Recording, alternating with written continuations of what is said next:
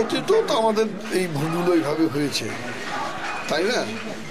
অনেক ভোট হয়েছে, প্রতিযোগিতা থাকে, প্রতিযোগিতা আপনার শেষে আবার সবাই এক জায়গায় হয়ে যায়।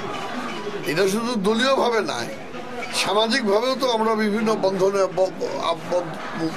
জড়িত আছি। সেখানেও ভোটকে কেন্দ্র করে আমাদের নিজেদের মধ্যে মতানৈক্য তৈরি হয়, আবার এক জায়গায় হয়ে যায়।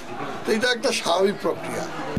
আমাদের দেশের মালিক জনগণ, এবং জনগণের নির্বাচিত প্রতিনিধির মাধ্যমে একটি রাষ্ট্র পরিচালিত হবে। কিন্তু এখানে আপনারা লক্ষ্য করে দেখেছেন আমাদের যে এক প্রধান বিরোধী দল নির্বাচনের সঙ্গে অনেকগুলি দল নির্বাচনে অংশগ্রহণ করছে না এবং নির্বাচনে বর্জনেরও ডাক দিয়েছে।